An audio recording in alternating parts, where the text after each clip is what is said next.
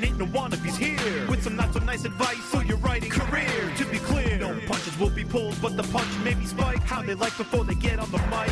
To my left, we got the mighty Mer Lafferty. And if I piss her off, believe me, she'll come after me. And her co-host, Matt Evan Wallace, on the right. Yes, she may be half as hype as she can take him in a fight. So settle in, folks, buckle in and boot up. Time to meddle in a way to make your writer shut up. It's hard work, but the perk is that it's fun and exciting.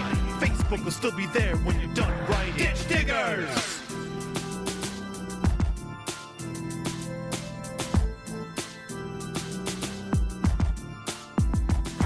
Ditch Diggers! Coming to you live from Morgan Freeman's Debate Club practice room, it is the Ditch Diggers. Mer Lafferty and Matt Wallace here to tell you that writing can sometimes be a blue-collar job.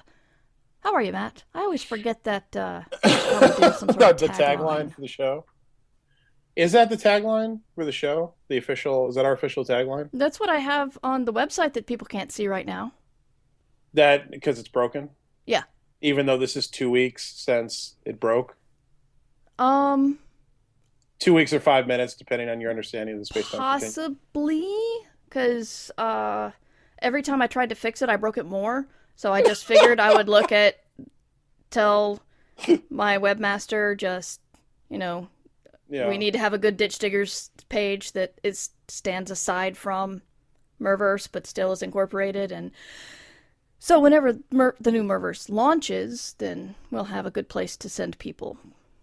No, that's fine. But that was the tagline on the website that you can't see anymore. I'm fine with the tagline. I just like that you have like a really unhealthy relationship with your website. Like, every time I try to fix it, I just break it more. Is that what I sound like? No, that's me. I was interpreting the situation. I see. I don't often do like voices or impressions, so you should feel very honored right now that I busted that out just then. I do. Totally honored. Summer, what have you been up to since the last time we recorded? I went downstairs and I got a drink and I came back up. I plugged my headphones into a new port and then was unable to hear you when we started recording. Which made me think of John Without Garfield, that strip where they removed. Oh, yes, it was John Without Garfield. That's creepy as fuck. Is that just me or is that creepy as fuck? It messes with me. It's creepy, but a good creepy. It's a creepy and why you watch horror movies kind of creepy. Makes you think about narrative in a different way. Yeah, not creepy in a, guy following you at the bus stop kind of way. Well, yeah, that's not a good creepy at all. That's a creepy that needs to stop. Yeah. No, but you mentioned the page one project in the last episode. What else have we been up to? I feel like we don't talk about that enough. I'm actually doing a lot of proposals. I'm in a proposal period, so I've got 3 proposals out to an interactive fiction company. I've got 2 proposals that I hope will be sent out to a publisher shortly, if not already is there, because we're recording this 2 weeks ago. Well, I hope by the time people hear this, it'll be out and done. I have a novel proposal that my agent's looking at. So I'm in a major outlining proposal phase, and considering I hate outlining, it's a little difficult for me, but I'm stretching my wings and trying to learn new skills. I respect that. I respect that you're learning and growing, and I also hate outlining and pitching and synopsizing. It's the worst part of the job. It's not the worst part of the job. That's an overstatement, but it's an annoying part of the job. Is that a word? Synopsizing? Synopsizing? I would imagine it is. I like it. Synopsize. We'll go with it. It's more of a word than meritus is. Yes. Is that now I feel like I'm going to find out that is a word, and I'm going to feel like an even bigger asshole. That's not a word, is it? Emeritus is. I know emeritus is, but like meritus, like a merited action, that's not a word, right? I don't think so. Okay, we'll go with that. I'm sure somebody can, yeah. No, that's all good stuff. I like that you're spreading your wings, and you already said that, so I don't know why I'm repeating it. I think I had a joke, and I've forgotten what the joke was going to be, so I'm just going to drop it. Okay. Cool. I'm glad we could reach a consensus on that. Well, I wish you luck in your proposing. Thanks. I hope something happens that I can stop doing proposals and start actually writing something. It will. That's what happens at the end of the proposal process, is somebody accepts. If you're lucky. If you're lucky. Well, you don't need to be lucky, Murray. You're Murray Lafferty. True. You don't need. You don't need. Oh, you do need. You need everybody. Yeah. Everybody needs a little luck. I mean, that's just part of the gig. Yes. Yeah. Exactly. What you said. So, what about you? What are you working on? Many things. I don't know if I mentioned it the last time we recorded, but I finished the new novel I was working on, the epic fantasy, the anti-epic fantasy that I just. Awesome. When are you gonna send it to me? I can send it to you at any time. It's just studying. It took me a lot longer than I thought it would to write it. It's the biggest book I've ever written by a very wide margin. How many words? 130,000. Wow. So it's a pretty sizable. So my agents got it. We're very excited about taking it out. It's been a long time coming, and so yeah, very excited about that. Trying to figure out. I'm working on the last Cindy Jour book right now, the very last one, Taste of Wrath, which should be done in the next few weeks, and then I will have written everything I'm under contract for, which is kind of scary. Yep. I've been under contract for the last almost 3 years, and I don't have the next thing. Yeah. So you're going to be proposing too. I mean, hopefully this book that I just wrote will be the next thing. But yeah, I've started proposing, but I'm proposing to my agent. I'm just trying to figure out what the next thing I want to write is. Mm-hmm. He wants me to do, well, there's no reason I can't talk about this. I'm just not going to get specifics. He wants me to do a middle grade book, actually. So basically, you're just going to write your normal story and then strip out all the swearing?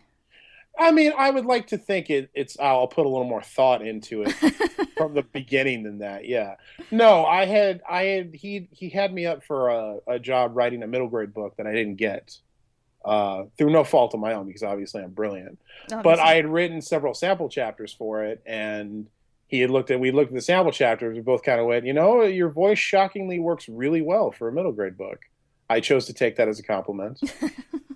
Matt, you really shouldn't be writing for adults with adult reasoning. You should be writing for 8 to 12-year-olds. That's about where you're at. No, there's a lot of nuance that goes into those books. There's some very good ones. I've actually been reading middle grade books since this whole thing has come up, and there's some really good ones out there. Oh yeah, yeah, it's a hard thing, and at some point we should get a middle grade author on, because we could talk about the difference of. In publishing, actually, we could just get Ursula Vernon back. I was gonna say just get Ursula. Yeah, but once you get into like science fiction publishing, you think, oh, this is how publishing is, and then you talk to a children's book or middle grade or even YA sometimes, and they're just like, no, it's a whole different world. Right. No, yeah, we did have Ursula, and I think she touched on it briefly, but Ursula wears so many hats, it was hard to devote an episode to one. We've had YA authors talk a lot about YA, but we have not really gotten into middle grade. A lot of people don't even know the difference. So that's definitely something we should look into. Yeah. I would just benefit from hearing about it, honestly, if I'm going to do it. So, but anyway, yeah, so I'm finishing Lesson Is Your book. I finished my epic fantasy that we're going to be taking out, and I'm really just trying to decide what the next book is. I have no sure. I think I just sent him pitches for like 8 different books. I don't even know. How much did you put into your pitches? I don't even do full synopses to start with, since they're just going to him, to my agent. I just write 1-page pitches for the story, just like overalls. I don't even do a whole, it's not a full synopsis. Do you even do a sample chapter? No, not to start with. I like to the thing is about an idea, and I mean the pages, I do a significant amount of detail on the page, but if I can hook him with the idea, then I know that there's more to it, or it's worth kind of exploring. I really like to do as little prep work as possible on shit, especially if I'm not going to end up doing it. I just don't like rifling off endless. I don't like we were just talking about, I don't like proposals and outlining, so I try to do as little of it as possible. So it's really just about what idea we like the best, and then I'll open that up more. So I'm just trying to figure out what book I'm doing next. I have getting back into the TV thing in earnest. There was a lull there where I was just focusing on books, which was the right thing to do. But I'm working with a few new people and trying to get back into pitching shows around, trying to do something serious with that. So a lot of I'm kind of where you are, Mar. It's a lot of uncertainty. I'm trying to figure out what comes next. Yep. Yeah. Good feeling, isn't it? I mean, I'm trying to stay positive. I'll tell you, if I was closer to the release of the last Sin Is Your book, I'd probably be panicking a little bit more. Mm-hmm. But I have like another year where I've still got books coming out, so I don't feel irrelevant yet. Yeah. And that's it means nothing in practical terms, from where I'm sitting right now. It just makes me feel better. As long as I've still got a book yet to come out, I feel like I'm in the game, man. I'm current. I'm part of the wave, the high and beautiful wave. But that's really just a psychological thing. So. Yeah. And you know, we're doing this podcast, which is doing pretty goddamn well. So there's that. Yeah, we're a finalist for the Hugo. We are finalists for the Hugo, and no, we will not stop talking about it. Yeah, so that's good. That's all good stuff. And so those are the people you're taking writing advice from. I don't know whether that's a positive or a negative, but folks, you deserve. No, they're not taking writing advice. They're taking business advice. And Right. on this show, we talk about writing the business. good and the bad. We do, and you're segueing, right? That's a segue. It wasn't intended to be, but you know, I'm gonna grab that life raft you just threw me, and I'm gonna swim with it. I thought it was a really good. Oh, thank Apparently, you. they just come to you naturally. No. Yeah. So yeah, we talk about the good and the bad of the Writing Business podcast, and we're going to talk about, well, this is kind of both today. I think it's how to meet the bad with good. Yes. Yes, we'll go with that. Yeah, that's good. So- That's good. It's No, it's yeah. basically the thing about being a writer, and unless you've gotten into you're making millions, we feel like we don't have a lot of power at all. Yeah, absolutely. No, writers are, yeah, as a group, I think we tend to be pretty meek, and just the barest validation is generally enough to satisfy us. Yeah, and I won't discuss details, but my agent asked me if a previous deal that she didn't do for me, if it had a certain clause in it. And I said, no, my agent told me that I asked for it, and she said that she couldn't get it. And my agent's like, that's bullshit. I can get that. So it's like, I didn't know. I didn't. So the previous agent told me that was impossible. So I went, all right. So there's a lot of feeling of powerlessness, and when people tell you no, it's or more specifically to what we're about to talk about, utter bullshit. Yeah, you tend to just accept it. We As accept it. gospel. Yeah. I mean, my first novel sale was actually to a small press, and I asked for more money, and he was astonished because no one had ever negotiated the contract before. No one had ever asked for anything to change on the contract. and He gave it to me. Of course, because that's what negotiating does. Yes, but I was surprised that worked. And you know, it's my book. It's I should have some power here, and yet writers rarely feel like we do. So Yeah. Matt worked on a long piece recently, and it's called It is called the Freelance Writer's Rebuttal Guide, a Matt Wallace technology. a Matt Wallace technology. I didn't know you were making your own technologies. I just really like how that sounds. Okay. You know what's fucked up about that? That came from like a James Vanderbeek sketch. He had called something a Vanderbeek technology, and I heard that, and I was like, that is classy as fuck. No, I was seriously impressed with this, and it was in a fucking comedy sketch. Anyway, it occurred to me, and I like this because this really gets back to the root of why we do this show.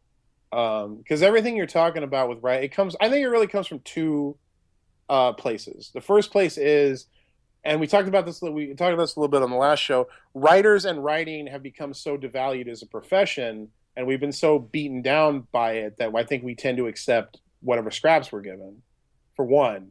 For another, when you become a professional writer, no one gives you any education on the business side of writing. You know, you dedicate yourself to learning about the craft of writing and writing a good story, and all the business things, which is a huge percentage of the rest of this journey. No one gives you any help on that whatsoever. Yeah. Hopefully you get with a good agent who knows something, but even then you don't even know what a good agent is. Or you don't know how to choose a good agent. Exactly. Yeah, no one gives you. So that's really why we do the show, is to try to provide writers with help your business acumen. And a lot of that is really just comes down to confidence, honestly. The rest you can learn in a fucking day, but confidence is a big part of it. And on the show before, we did, I remember we did our protocol and etiquette episode where I really talked about how markets treat freelance writers, or how shabbily a lot of freelance markets treat writers, trying to get them to work for nothing or for exposure, which is, I think that's something we've talked about again and again on the show.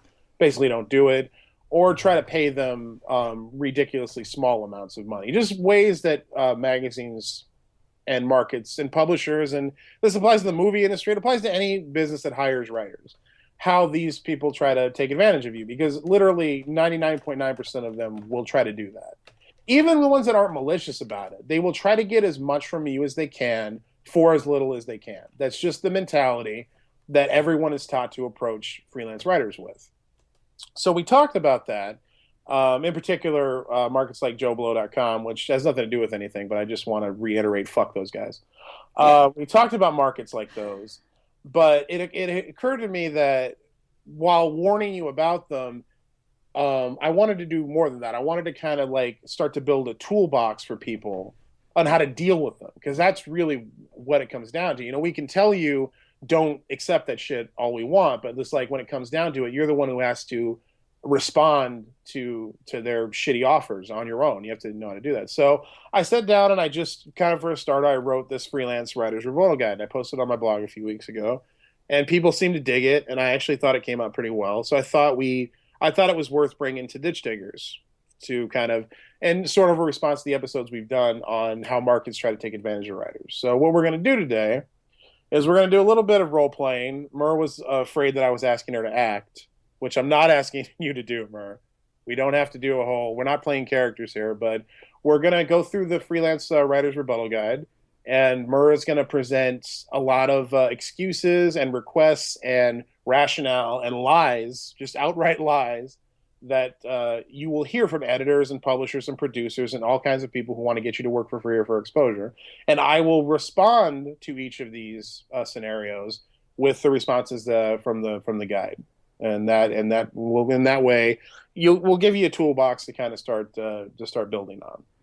So I can't go put on my Victorian gown and get my skull to do like gender bent Hamlet. No, if you want to cosplay this, and I'm just now I think we should do a whole episode that's just gender bent Hamlet, because I think that sounds awesome. I'm just picturing you in the sword fight at the end with the poison cup and all that. It's fantastic. No. Yes. We'll do this for now, and then we can do Gender Bent Hamlet next time.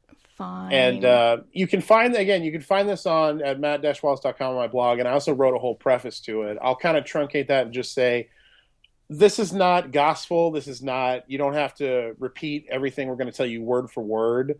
This is meant just to give you kind of the foundation to start learning how you can respond to people when they come at you with these things. And also, and the other thing I said in the preface is, if you want to just like copy and paste or transcribe these things verbatim and use them, I don't give a shit, as long as you're getting in the game and negotiating. The other thing I wanted to say is, a lot of people seem to expect that if I did a thing like this, it would be filled with a lot of cursing and ranting and raving at people. I don't know why they would expect that, Mur. I'm a very calm individual. You're very calm. The thing is, when you do cursing and raving as part of your brand, people imagine you do that all the time. Chuck Wendig has said he has shocked everyone he's met in person because he does not go on some sort of purple streak. Exactly. So I didn't do that in this rebuttal. My approach to this rebuttal guide was to be like Wyatt Earp, unshakable under fire, and to just kill him with kindness. That was kind of my approach. So this is like a super professional tone that I've gone for, where if you're just a rock and you just refuse to rattle under fire, eventually your opposition will buckle to that. So this is not yelling and ranting and raving, even if that's what some of these people deserve, peddling this bullshit. You can't start off your career by yelling and screaming at people. There's a place for yelling and screaming and a time for it, and that is not this. So that's the last thing I wanted to kind of preface it with. Okay. Most of this was written by Matt, or all of this was written by Matt, but I would like to add comments if they come to mind, if Matt doesn't mind. Oh, no, you were absolutely free to. All right. Mer. I also would like to point out that Mickey Kendall did help me with this. She gave me her thoughts on it, added a couple of things. Mickey Kendall is awesome. We've done a show with her. You can look in our archives. She's an activist and comic book writer and just all around very talented Freelancer, person. badass. Yeah, there's a main thing. So yeah, Corinthia on Twitter. I can't recommend you check out the episode we did with Mickey enough and follow her and read all her stuff. She's fantastic. Yes. All right. So, without further ado, is that? Yeah. So Matt has submitted me something, and it's awesome, and I would love to print it, but just want to say that my site is so awesome that the exposure will just be great for your career. I appreciate that, but I've developed my own online platforms for purposes of exposing myself and my work. My goal with all my freelance writing is to generate real income, not exposure. And considering you need my content to make your platform valuable to advertisers and consumers, I really feel it's worth more than exposure to you. And the thing that always leaps to mind for me is if someone sees my work, is exposed to my work, and wants my work, what's going to stop them from not paying me? Exactly. I mean, it's not like everybody in the world pays except for you, and you are free advertising. A lot of people don't want to pay. A lot of people want to do exposure, and you can't eat exposure. That is a little bit more snarky than Matt was going for, but I just want to point out that if, it's not like there's one who will advertise to all the other paying people out there. No, you're allowed to be as snarky as you want with your annotations. Yeah. I encourage it. Okay, good. I'll add snarky annotations. I like it. All right, so let's consider the first piece an audition, and we'll go from there, and then maybe we'll pay you down the line. I'm afraid I can't do that, but I do have plenty of samples available I can show you that demonstrate my ability to write this kind of content and the quality of my work in general. I really feel that should be more than enough of an audition. Will you tap dance? Sorry. That's not in the guide. No, it's not in the guide. It's not in the guide. But you are not their dancing monkey. Matt Wallace don't dance. Only you insert your name. Yes. Yes. Well, Matt Wallace told you don't dance. Matt Wallace told me I don't dance. You can say that if you want. I'm fine with that. Well, there's no money up front, but, when we start making money, we offer royalties, ad share, and other compensation down the line. It's a great feature, but I also need to be compensated for the time and energy I'm expending now. I have to keep the lights on and myself fed while I'm writing this piece for you, after all. I'm sure you understand that. We're getting to some of my favorites. We're just starting out, so we can't really afford to pay writers now. I understand it's tough launching this kind of market, but I think you'll agree it's equally important establishing your reputation as a professional market that fairly compensates its writers from day one. Not to mention there's no better investment than quality in a new venture like this, and quality is something you have to pay for. That's true in any field or industry. Look, we even aren't even getting paid right now. I hear you, and I understand it's worth all the uncompensated time and effort you're putting into this thing now as the owner or editor or whatever they are. But you also have to understand I don't have any equity in your venture. So unless you're offering to mitigate my risk in some way by offering me some form of equity, I have to assume whatever money I get now will be the only money I ever see from this job. There's also, and again, I'm going into snark and a little bit more aggressive here, pointing out that they're paying for something. Someone is spending money to make this happen. It's web space, or it's paper, or it's printing, or it's something. And if they can do that, why can't they pay authors? No, that's an absolutely great note on that. In fact, I may make a note to add that to the actual rebuttal guide. It's such a good you are paying to make this venture happen. You're just not paying the actual people who are writing the actual content. So, when I started out 75 years ago, I was an unpaid newsroom intern working 29 hours a day with no car and 5 kids to feed, and it snowed, and I went uphill both ways, and I was grateful for the opportunity. I'm sorry. I added some stuff. I'm sorry. No, it's also, this is like one of my favorite ones anyway, so that was fantastic. Wow, I'm so sorry to hear you were exploited like that. That's really awful. It was patently wrong of them to take advantage of you at that early stage of your career in that way, in the way they obviously did. I'm sure you don't want to perpetuate that kind of exploitation in our field, right? I mean, isn't it up to all of us to create better, fairer markets for the next generation of writers and editors? We want to make a better world for our children. We are the world, Mer. We are. Are the world. That specifically came from that JoeBlow.com asshole, by the way. Yeah. Man, I just fucking hate that guy. Anyway, I don't care. I really don't care. It was just so rote. It was so this exactly the typical bullshit that we're talking about. It's like, well, I was an intern and I had a new baby and I didn't get paid. I'm sorry, you were a fucking idiot. Don't ask me to be one too. Yeah. Anyway, I'm sorry. Let's continue. Listen, my dog just died, and I've been diagnosed with a rare disease, and I've wrecked my car, they're repossessing my house, I stubbed my big toe, and I'm just trying to keep this thing afloat. Can't you do me a solid on this one? You know, I'm genuinely sorry to hear that, and I really hope the situation improves for you, but I'm just not in a position that allows me to risk my solvency or my family's solvency by working for free or reduced rate. You know, what I can offer you is my best work at a fair rate, and I truly believe if you invest in quality, your market will grow, and that growth will hopefully help resolve your problems. Well, we don't need you. There are plenty of other writers who'd kill to accept the terms we're offering just to work for us, because we're made of gold. You know, I'm sure there are. Unfortunately, you get what you pay for, and in that case, it will undoubtedly be inexperience and a lack of professionalism and quality that shows through in the work. I mean, isn't it smarter to invest in professional writers with more ability and experience whose work can enhance your market?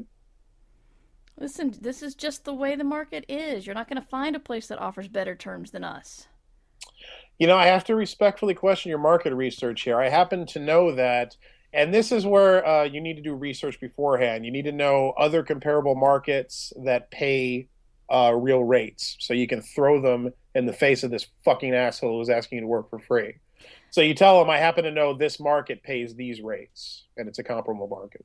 And even though it's kind of weird to look at an actual physical book, you will find that information in the writer's market, and it's a big expensive book, but the library will have it. So, No, yeah.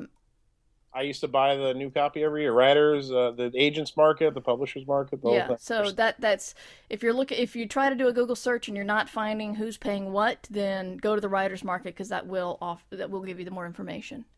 Absolutely. Where are we? Ah, yes. Well, why don't you go write for those other markets if they pay so much? I'm exploring all my options. I really think, respectfully, the question is why wouldn't you want to mirror the professional conduct of comparable markets that are obviously successful doing what you want to do? I mean, isn't it to your benefit to do that? Listen, you won't go broke doing this one for free, right? No, but I absolutely will grow broke establishing a pattern of working for free or being undercompensated, and it's simply not a precedent I'm willing to set. Not for any market, not even one time. Such and such famous, well-known writer, Ms. Rolling Gaiman, worked for us under these terms. Miss Rolling King. Yes. That was awesome. Oh, yeah. You know, I didn't know that, but if it was at the beginning of their career, I'd be very interested to know how they feel about having behaved so unprofessionally and against their own interests. I mean, if it was recently, then I can certainly understand why they feel they don't need the money at this stage in their career. Unfortunately, this is still how I make my living, and I don't have the same luxury they do. I need to be fairly compensated for all my work. It's just a bad time for freelance writers. The economy's shit. No one's making any money. You know, I'd argue it's far less the times and more the market's attitude towards writers and their acceptance of it. I happen to know, and then again, this is where you've done research on writers that you follow and listen to and respect who are established freelancers. I happen to know these writers do very well writing for comparable markets. If one of us can make money, then all of us can, especially with the sheer volume of markets out there now, all in need of new content 24/7. Well, to be frank, you're just not worth that much what you're asking for. I mean, I'd submit we wouldn't be having this conversation if you didn't think my work and I have value. This is the price tag I place on that value, and I believe it's both fair and reasonable for the quality of writing I produce and the time I invest in producing it. And then you write, "You fucking asshole," and then you erase that last line. Yeah, that's just for you. Yeah. That's just to make you feel a little better. You might write a separate email that you send to yourself instead of them, or just don't send at all. Yeah. Yeah. To vent those demons. We're getting into the asshole thing here, and I'm getting angry just reading this, Matt. I know. But you're not a well-known writer. Your name doesn't have any value. I'm not asking for a star's wage. I'm simply asking for what's fair and reasonable for both the market and the content I'm providing. I'm not charging you for my name. I'm charging you for my work and my time. And your market depends on a steady stream of content to make it valuable to advertisers and consumers. And in that way, all content has value to you. And I will say, as Murr's getting pissed off, and this is another thing I point out in the preface, I have heard all of these things, and I'm sure Murr has too. Or a version. I've heard several of them, yeah. Yeah, I have literally heard a version of all these things. That's where they come from. I literally sat down and thought of every excuse I had ever heard. So this is all legit. This is not hyperbole in any way. I just really want to make that clear. Yeah. You're being greedy. I don't think that's a fair categorization. If I were a plumber applying for a job at a plumbing company, no one would accuse me of being greedy for requesting a fair wage in exchange for my skill set. And here's my fucking favorite. Are you only in this for the money? Don't you care about your art? I care very much about my art, but this conversation is not about art. It's about money. I assume you either draw a salary from this market or intend to do so down the line. It's unfair to apply a higher standard to me when we're both attempting to be professionals making money for our craft. Demanding money like this is going to give you a bad reputation and no one will want to hire you. I'm more than willing to stand by a reputation of expecting fair compensation for my work. Well, whatever argument you make, I can't pay you that much money. And this is where we come to the end of the road, kids, because that may be what happens after you go through literally all of these. You may hear all of these, then it comes to a point where not Murr specifically, Murr would never say this to me, but where they say to you, I just can't pay you that much. And that's when you say that I'm afraid I can't work for you at this time. I hope we can both do business down the line when your market is stronger and generating real revenue. Good luck with it. And that's the end of the fucking conversation. Just don't do it. Yeah, and it's hard because, as you said, you're trying to make money doing this. That's, that's the argument you made over and over and over and over again, and now you have to accept that you won't. But I don't know why I'm in a nostalgic mood today, but I'm referencing a lot of other episodes. But if you want to go back to the Tobias Buckell episode where we're talking about how you just, sometimes you have to draw the line and stick by what you stand behind. I think I'm mixing my metaphors there, but essentially if you say I'm not going to do this, you have to be prepared not to do that. Yeah, the reason I would argue very strongly, one of the primary reasons we've allowed the industry to get in the state it's in is because people do that very thing. They don't stick by their guns. They don't stand by it when they say, no, we will not accept this. They end up accepting it, and then the bar just gets set lower and lower, and we find we can step over it at this point. It's very sad. So that is the Freelance Writer's Rebuttal Guide. I am open, like Murr just added something to it just then. I'm open to adding more to this and releasing new drafts of it. I've been collecting new ones people have been giving me on Twitter. If anybody out there would like to submit a new one, or if they have heard some crap from an editor that I didn't put in there, that a new excuse or lie that they want to submit, I'd love to include it. I will absolutely give you credit for it. Please feel free to send it to us.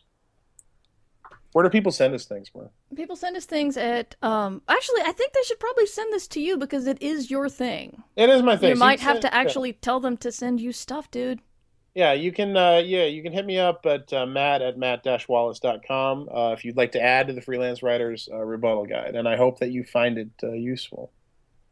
But I'm the one who holds on to the email questions. So if you have general questions about the guide or anything else in Ditch Diggers, email mightymur@gmail.com and put Ditch Diggers in the subject line, and you will get your question answered just like the people we're about to talk about. Yay! So we're right. going to email questions. To the email bag. Email bag. Let's see. Sorry, I have to read this. No, I understand. This is where your sound effects machine would come in handy. That's true. If we could hear it, you could literally play some filler. That's right. I could just have applause happen. Random applause. Mm-hmm. It works. That's a time-tested thing that works. People respond to applause machines. All right. You know what really screwed me up? I'll be really quick about it.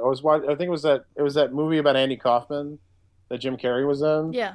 He was talking about Man on the Moon. That was the name of it, because that was the name of the REM song. That has nothing to do with anything. Anyway, he was talking about how much he hated sitcoms, and he was talking about the canned laughter in the sitcom tracks. when they play the laughter machines during sitcoms. And he starts to go, those are dead people clapping on those things. Those people are dead. And no, but like it really fucked with me because he's true. Those are like laugh tracks from like 100 fucking years ago at this point. Those are dead people laughing and clapping on those tracks. That really screwed with me for some reason. I had never thought about that before. Again, that has nothing to do with anything. It just reminded me of that. It's pretty creepy. Let's see. Mackenzie writes generally about social media, WordPress and Facebook, but don't know if they need to add Twitter. We've talked about social media before. Stick with what you're comfortable with. Trying to go out on new social media that you're not interested in or don't fully get or aren't comfortable doing is just a waste of your time. It's counterproductive. Yeah. The other question involves rights. I've shared a few of my stories on a podcast for audio narrated flash fiction. I can't figure out if that qualifies as a first print or I can still sell first exclusive rights to those stories to a literary magazine. Do I have to have a written contract specifying which rights I've given to the podcast, or is selling them as a reprint my only option at this point? First, if you're letting somebody else present your stuff, you might want to try to do the contract and get paid for them. You should have some kind of agreement of rights. If somebody else is presenting your stuff, you need to have an agreement. But unfortunately, this is the first publication of your work, and so technically it is a reprint from now on. Although with how most print outlets treat podcasts, I don't think it should count. But whatever. Well, I've heard some people, some short story places talk about how, if you release a story to your Patreon followers, if you release a story on your blog or your podcast, it's all considered first. That's your first release. You have to sell us reprint rights after that. If we find a copy of your story somewhere else, we're not going to be happy. No, that is entirely technically accurate. I was more just grousing about how fiction podcasts are treated. Yeah, that's all, which is a separate subject. But yeah, if you released it somewhere publicly before, it's generally considered a reprint. Yes. And we have Allie saying, do you or your guests have a system for tracking submissions with potentially several submissions out at a time, some of which may have already been rejected from various markets and shouldn't be sent there again? It seems like it could get overwhelming in a hurry, especially if you have a high volume career, such as one with a lot of short stories. I'm not submitting a lot of short stories now. I know what other people use. Matt, you want to take this one to start out with? I mean, I haven't. There was a point in my life where I was all about submitting short stories, but that was so long ago. I used to just use Post-its, to be honest with you. I used to write down the name of the story and the market and the date that I submitted it, and I just had an area I would stick little Post-its on. It honestly should not be that difficult to track, especially with the fucking technology we have today. Do it in your phone, do it in your calendar. It doesn't make any difference. I know a lot of people use spreadsheets. Yeah, I don't. I hate spreadsheets. I can't do it. I never have been taught how to use spreadsheets, and I still feel like I'm going in the side door when there's like a big shiny door that opens and closes for you if you go in the right way, but I still feel like I'm going in the wrong way and I don't quite get it all. So spreadsheets are kind of mysterious to me. I sometimes think I would like to take a class on spreadsheets, but the only one offering is like the Community Arts Center doing an entire Microsoft Office for beginners who don't know where the power button is on their computer or know what a mouse is. So I don't know how to find I'm computer literate, I just don't know spreadsheets. But I'm getting off on a big tangent here. There's also submission trackers online. I think one of them... Crap. I'll have to look some up. I think some of them are... That's the point. But they do exist. Some of them you have to pay for. Because they keep big databases on various magazines, and you can find out average response time, what they pay. So you can actually do your research there as well as track your submissions. But, you could Google that. I don't remember what they're called because I'm not sending a lot of short stories out right now. So, but yeah, tracking it is very important regardless of how you do it, even if you do it with Post-it notes. I think that's really the point to make, and we come back to this a lot, is there's no one way to do it. So if you're worried there's like a standard way to do it and you don't know what it is, it doesn't exist. Like, whatever works for you is really fine. Because I think that's what most of these questions come down to is people are worried that there's like a professional way to do it and they don't know what it is and they don't want to be ignorant. When really there are very few standard ways to do anything. Yeah. So that's all. That's just a point I wanted to make. Yeah. And that's it for the emails, because we actually are up to date on the emails. Believe it or not. We can't possibly. I know. It's crazy.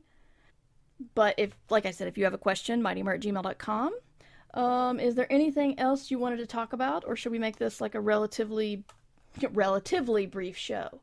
Relatively brief. It's actually 41 minutes. It's a good spot. No, we should. If anything, we should do more shows of this length.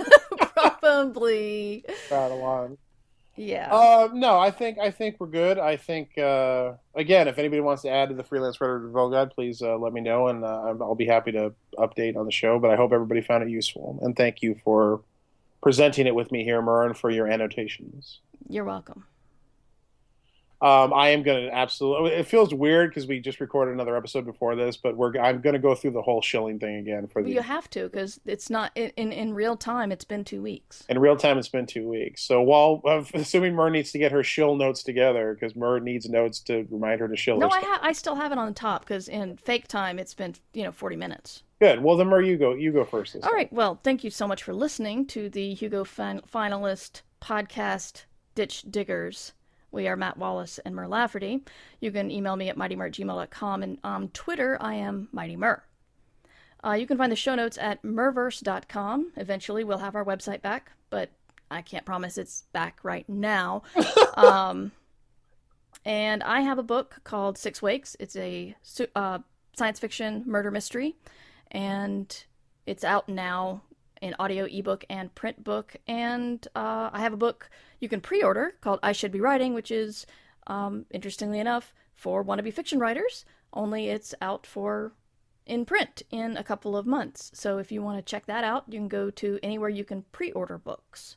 10 years in the making. That's right. The ISBW book. That's right. That's a big deal. I know. I consider it to be a big deal. I'm excited. You can support us both via my Patreon at patreon.com/mightymur. And we actually don't know what the next show is going to be about because we don't have our people signed up, but we are chasing a couple of interesting interviews for the July episodes.